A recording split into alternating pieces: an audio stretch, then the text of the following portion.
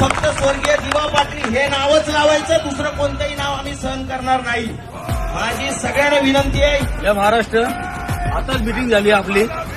शिंदे साहेब बोलले का नवी मुंबई विमानतळाला दिवा साहेबांचं नाव लागलंच पाहिजे.